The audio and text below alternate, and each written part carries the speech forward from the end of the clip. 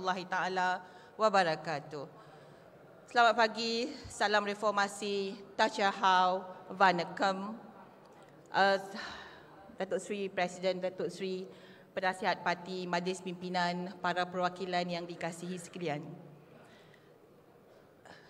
2 hari lepas, wanita berjaya mengadakan Kongres Wanita dan merupakan kongres terhebat sepanjang sejarah wanita keadilan.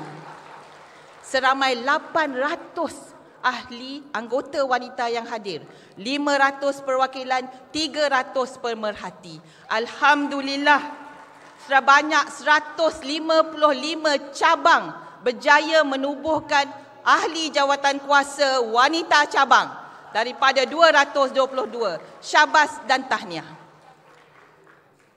Saya dipanggil semula untuk membantu membina wanita Julai 2020. Terima kasih kepada Datuk Seri Presiden yang memberikan saya kepercayaan tersebut. 2 tahun saya bergelut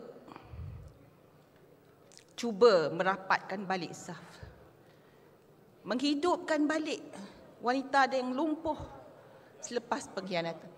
Tetapi alhamdulillah, dengan bantuan segala pimpinan wanita pusat dan wanita di negeri-negeri dan wanita di akar umbi, kita berjaya satukan hati ke semua wanita dalam keadilan. Jadi tugas saya buat kali kedua selaku ketua wanita dianggap selesai. Jangan panggil saya untuk kali ketiga lah untuk selesaikan masalah wanita. Ya, Datuk Seri Presiden. Jadi saya harap insya-Allah saya dah pesan baik-baik bahawa yang menang tidak menang semua, yang kalah tidak kalah semua, dan ke hadapan tak ada lagi tim ini, tak ada tim ini, dan wanita keadilan ada satu saja, iaitu wanita keadilan. Betul atau tidak? Dan saya dah pesan panjang-panjang kepada semua pimpinan wanita dan semua wanita di akar umbi. Saya juga ingin berpesan kepada Majlis Pimpinan Pusat yang baru, Majlis Pimpinan Negeri yang baru nanti, bantulah wanita. Ada juga ketua cabang tak nak panggil ketua wanita cabang masuk mesyuarat.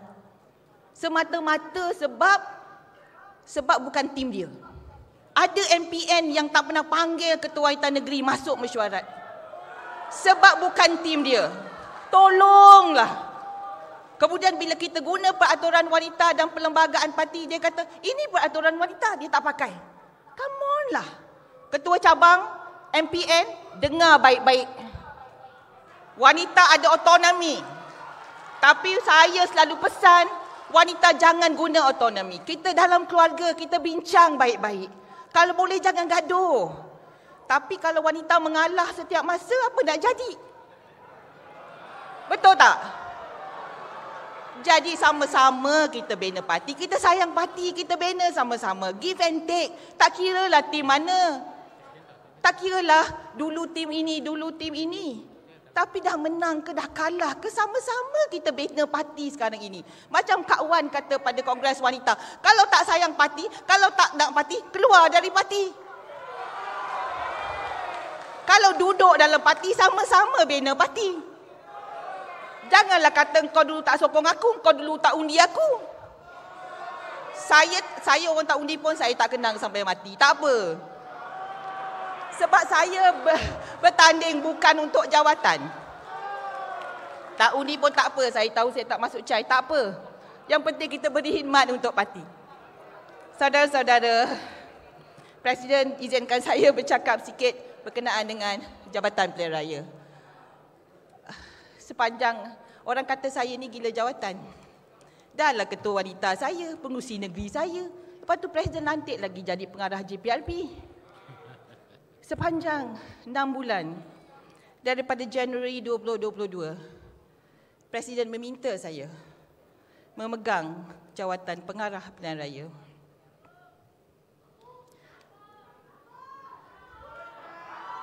Boleh saya teruskan?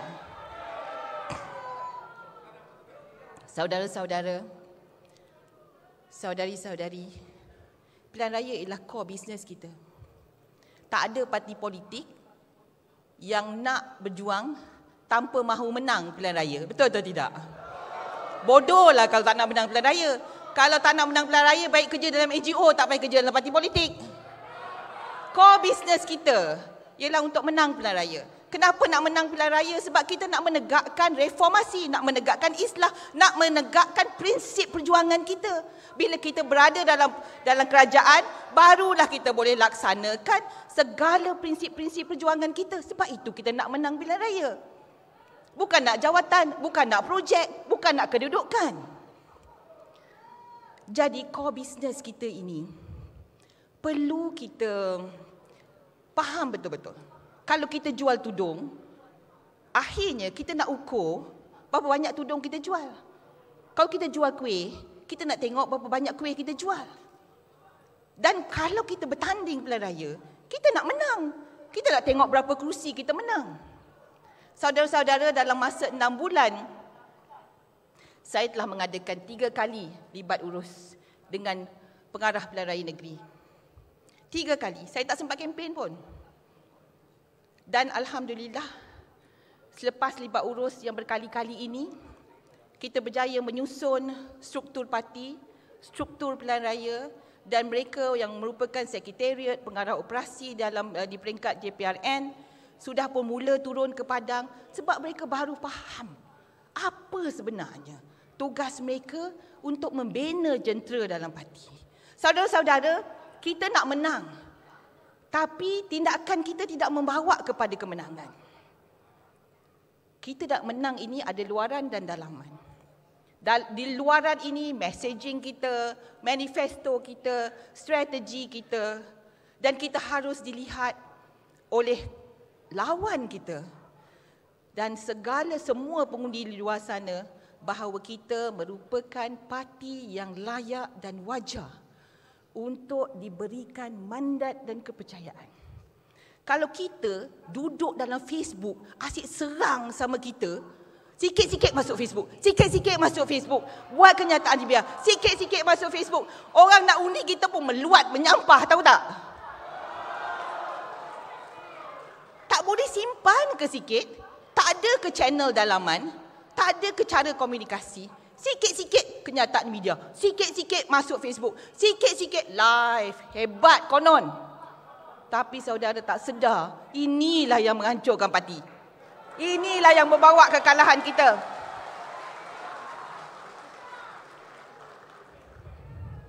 Selama ini, kita kata, okey, JPRN, pilihan raya, ada struktur. Pergi audit, semua cantik atas kertas. Tapi bila turun bawah, tak ada. Nama tu ada atas kertas saja. Turun bawah tengok tak ada. Betul atau tidak? Kita tengok semua pilihan raya negeri. Itu yang berlaku. Berebut-rebut nak jawatan ni untuk apa? Sebab nak jadi calon. Lepas tu tak jadi calon, tarik handbrake. Ini apa ni? Cakap pasal keadilan berdegak-degak. Tapi dalam diri pun tak faham apa itu keadilan. Nak bertanding, jawatan, beria-ria. Sebab nak jadi calon. Bukan nak bina parti. Ini. Saudara, saya turun. Saya tanya kenapa tak nak buat phone call. Kami tahu angkat bendera je YB. Ini samalah macam hulu balang yang parang dia tak diasah. Lepas tu bagi M16 tak gerti nak tembak. Inilah jentera kita. Saudara-saudara, kalau nak menang, luaran kena jaga, dalaman kena jaga. Ini pesanan saya. Kerana kalau kita tidak dapat keyakinan rakyat, tidak mungkin kita akan dapat memenangi atau mempertahankan kerusi-kerusi yang kita dah menang pun. 2018 betul ada tsunami. Kita tak buat apa pun. Calon-calon buat pacar je. Kempen pun tak berapa kempen, tiba-tiba menang. Lepas tu perasan, lepas tu sedar. Apa rasa dialah hebat yang membawa kemenangan. Dia tak sedar parti yang letak ada kat situ. Dia tak sedar bahawa dia situ melambang parti, mewakili parti, bukan diri dia sendiri. Lepas tu dah dapat jawatan, perasan. Lepas tu saya nak cerita lagi. Nak bertanding, beria sign aku janji. Lepas bertanding, kita kutip balik duit deposit, tak bagi balik. Ini 6 bulan ni, kalau nak minta saya senarai, saya boleh keluarkan senarai. Siapa yang tak bayar balik deposit?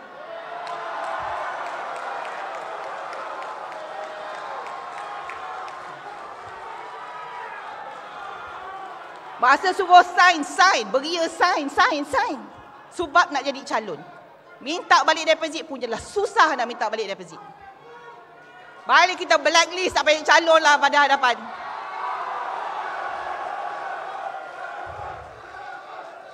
Siapa setuju dengan saya? Bangun. Bangun. Tak payah kita bagi peluang. Siapa yang pandai-pandai tulis dalam Facebook jatuhkan parti, kita blacklist juga. Siapa buat laporan ROS, kita blacklist juga. Kita hantar lembaga disiplin, kita blacklist semua.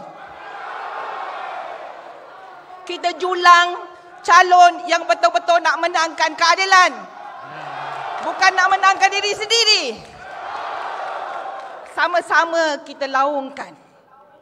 Perjuangan reformasi ini memerlukan komitmen yang tinggi, kefahaman tentang apa itu keadilan dan reformasi. Sama-sama kita hayati dan pastikan.